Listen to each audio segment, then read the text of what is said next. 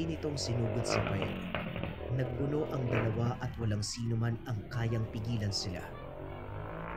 Malalakas na atake ang binitawan ng magkabilang panig.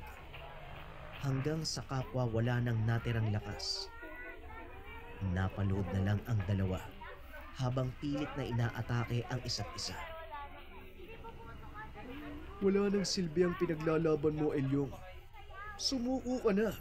Tuldukan mo na ang walang kwentang labang ito. Bigyan ng daan ng kapayapaan sa ating mga sarili. Tumama sa kanila ang matinding liwanag mula sa kalangitan. Naramdaman ni Elyong ang kakaibang kapayapaan. Anong ginawa mo? Bakit? Bakit tumutulo ang luha ko ng walang dahilan? Pinagaling ko ang pigati mo, Elyong. Ito ang dahilan kung bakit ka nagagalit sa mundo eh. At bakit ayaw mo sa mga tao. Walang masama kung papakawalan mo ang galit mula sa iyong nakaraan at mamuhay ng mapayapa sa kasalukuyan. Oo. Unti-unting gumaling ang mga sugat ni Elyong. Nagbalik ito sa anyong tao. Anong ginawa mo? Para Paano ko siya. nakabalik sa ganitong anyo? Sinigang. Bakit ang gaan ng pakiramdam ko? Tanong ni Elyong. Yun ay dahil tinanggap mo ng lubos ang pagbabago. Hindi mo man aminin, Elyong. Isang bagay lang ang dahilan kung bakit ka nakikipaglaban. Yun ay para sa kapayapaan ng iyong lahi. Gusto mong mapanatag ang inyong isipan. Ay, mustasa ka, te? Unti-unti silang napaligiran Mustasa? ng mga taong walang pang-itaas na kasuotan. Napagtanto ni Ayun Elyong na lang, Pechan. na ito ang kanyang mga kasamahang tinamaan ng puting liwanag na pinakawalan ni Paeng. Saka ano yung kangkong? Sandali lang. Mga kalahi ko sila. Ang buong akala ko, hindi ko na sila makikita muli eh.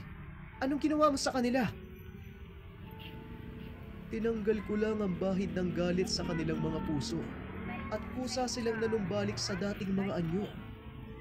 Simula ngayon, hindi na kayo mamumuhay sa kadiliman, Elyong. Malaya na kayo.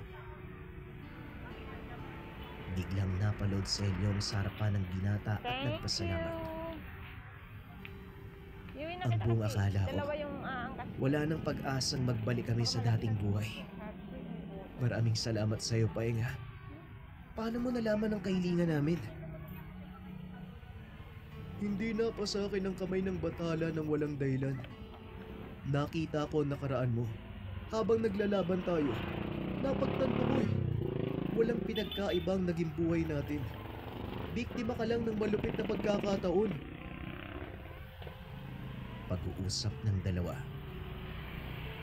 Nang mga sandaling iyon lumapit naman sa kanila ang hukbo ng mga anggitay at diwata sa pamumuno ni Madalag. Mukhang hindi na pala kailangan ng tulong namin. Nagawa mo ng mag-isang dapat gawin. Dahil dyan binabati kita, Paeng. Wika ni Madalag. Malaking tulong din ang inyong pagdating. Salamat, Madalag. Salamat sa inyong lahat. Matapos ang pag-uusap na yun, nagpaalam na ang mga diwata at anggitay. Naiwan si Paeng. Sinimulan ang pagsasaayos ng kanilang baryo. Nakamuntikang masira ng walang kwentang labanan. Nakaupo si Paeng sa sanga ng natumbang puno nang lapitan siya ni Almira. I-upload ko. Nanalo ka, Paeng. Sundo kami ng batang. Sa totoo lang, hindi ko akalaing mangyayari to eh. Pero masaya ako at walang nangyaring masama sa'yo. Kasi si Pante. Nangako kasi ko sa iba dyan eh. Nababalik ako. Pero mukhang siya yung hindi tumapad sa usapan. Pasensya ka na kung hindi ko sinunod ang bilin mo. Nag-aalala ako sa'yo eh. Ayokong tumunganga na lang sa silid, ano?